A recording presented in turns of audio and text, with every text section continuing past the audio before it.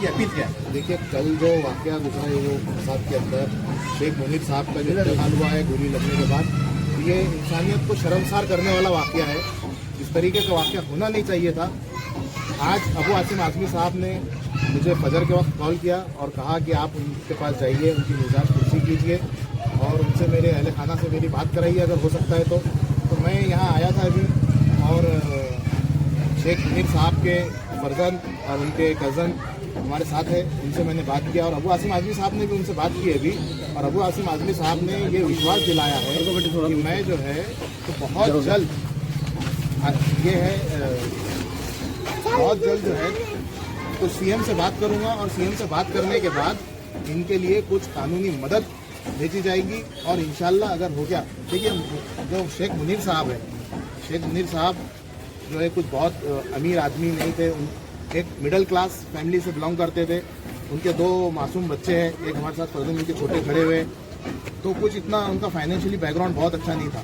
तो सरकार से हमारी ये डिमांड रहेंगी कि सरकार ने शेख मुनीर साहब को कम से कम 25 से 50 लाख रुपए हर्जाना देना चाहिए इसके ऊपर और उनके कोई एक फर्जंद को सरकारी नौकरी देना चाहिए, क्योंकि इस तरीके का वाकया अगर गुजरात में या उत्तर प्रदेश में होता था तो घायलों को 5-5 लाख रुपए बीजेपी सरकार देती है।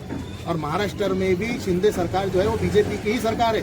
उन्होंने शेख मुनीर साहब के साथ जो वाकया हुआ, उनका जो इंतकाल हुआ, उनके लिए देखिए जान का बदला कोई दे नहीं सकता, जान का बदला दुनिया के अंदर कोई दे नहीं सकता, मगर आप सरकार से हम ये मांग कर रहे हैं कि उनका हर्जाना दीजिए ताकि उनके बच्चों का मुस्तकबिल अच्छा हो। सर, जैसा आपने फोटोज में देखा है, जैसा आपने मीडिया में पढ़ा है, तो अभी भी तो जांच का विषय है ना कि वो मतलब रोड पे थे, ये क्या कर रहे थे, ये सारी बात का विषय, जांच का विषय रहेगी ना सर। के एक सबसे दुखद घटना जो है मैं आपको उसके ऊपर रोशनी डालता हूँ। जैसा आप बोल रहे कहाँ थे, वो गेट के अंदर थे। उनको जब गोली लगी, उनके दोनों फर्जंद बाहर आए, मदद के लिए पुलिस से कहा, मदद के लिए लोगों से कहा, कोई नहीं आया। ये बहुत अफसोसनाक बात है, ये कोई भी नहीं आया वहाँ मदद के वास्ते। ये दोनों बच्चों ने, ये दोनों मासूम बच्चों ने उनको 2 व्हीलर के ऊपर बिठा के एमजीएम हॉस्पिटल लेके गए।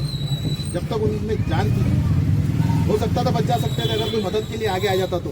पुलिस वाले भी अगर उनको उनकी पुलिस की गाड़ी में ले जाते तो मदद के लिए तो हो सकता था उनकी जान बच जा सकती। मगर ये 2 मासूम बच्चे अपने बाप को लेके गाड़ी पे गए, ये कितने एक सोचने की बात है, अफसोस की बात है मैं बोलता हूँ सरकार के लिए। सर, कितने बच्चे हैं मतलब परिवार को चाहिए जानकारी ली आपने? परिवार में उनके 2 लड़के हैं जी और 2 लड़कियां हैं। लड़की बड़ी है, उनकी शादी हो चुकी है और बाकी 2 छोटे। सर, मतलब घर किराए का जाती है, ऐसी जानकारी ली आपने? वैस कॉम्प्लेक्स में जहाँ वो रहते थे वो उनका किराए का मकान है। उनके वालिद के मकान से उनकी मौता हुई है, यहाँ से तदफीन वगैरह उनकी यहीं से हुई है।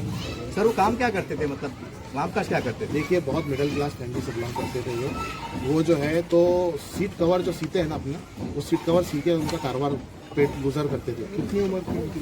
54 साल उम्र थी, 52 साल उम्र थी उनकी, 51-52 साल की उनकी उम्र थी। देखिए, कोई ज़्यादा उम्र भी नहीं थी। हट्टा कट्टा आदमी एक गोली लगने से मारी। बस मैं इसके ऊपर कोई कुछ नहीं बता सकता कैसा हो गया, क्योंकि उनके बच्चों ने जो फेस करे वो मैं समझता हूँ कोई फेस नहीं करना और आगे भी कोई दुश्मन को भी ऐसा वाकया फेस ना हो। सर, जैसा आप समाजवादी पार्टी से हैं, बहुत अच्छी बात है कि आपने यहाँ पर एक हमदर्दी का इजहार किया।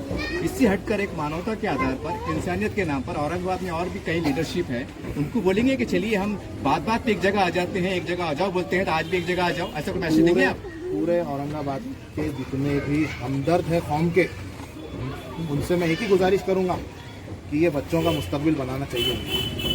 ये मासूम बच्चे हैं, इनका सहारा छीन गया है आज। इनके मुस्तकबिल के लिए हमको कोशिश करना चाहिए, जेब से नहीं लगाना है हमको, उनको सरकार से मांग करना है, हमको सरकार से मांगना है उनके लिए बस।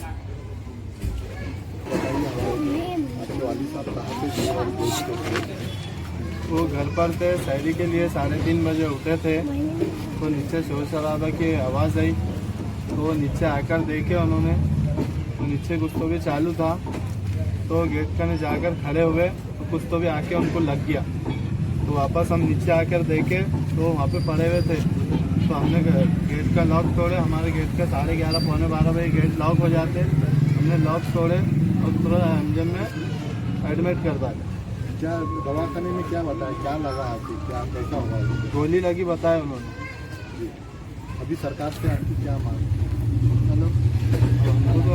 आप आपके वालिद साहब का सहारा उठ गया है, वो कमाते थे तो आप कहने की रोजी रोटी खाते थे, अब वो चले गए तो आपका कैसे चलेगा, घर की स्थिति कैसी रहेगी, इसके बारे में कुछ बता सकते हैं आप? सरकार से कुछ मदद मिल जाए इसके बारे में।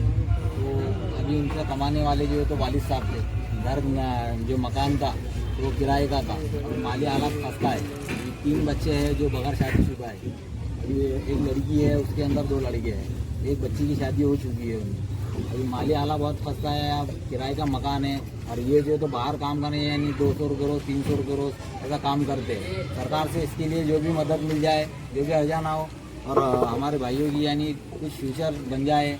अब ये सब बाप का सहारा तो कैसे रहता साहब, अगर एक कोई झाड़ है समझो उसकी जब पेड़ कट जाए तो टहनियाँ कुछ काम की नहीं रहती है कि नहीं, तो उसी तरह बाप भी एक वैसी है, तो बाप का हाथ उनके सर के ऊपर से उठ गया है।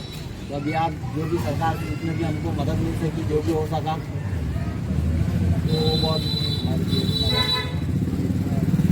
बहुत सारे तो अब उसके लिए जो हम सरकार से मांग करेंगे, जो भी हो जाँच पड़ताल हो, जो हमारे खाली है, हमारे भाई ने बताया है कि वो गेट के अंदर रहते है कि नहीं, तो हम पुलिस प्रशासन से भी और जो भी हमारे बड़े सबसे हम रिक्वेस्ट करेंगे कि इसकी ये तो पूरी जांच पड़ताल करें।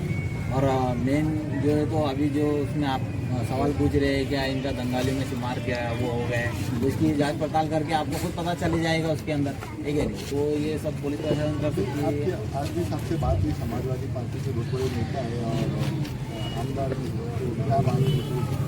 तो उन्होंने अंदर ही लिए कॉल किया है, और उन्होंने जो तो हमारा जो आश्वासन दिया है कि हम जो भी हमारे तरफ से हो सकता है हम उतनी सारी कोशिश करेंगे। हम जो है तो CM का यानी जो भी आगे के हैं तो उन तक आपकी बात पहुँचाएंगे।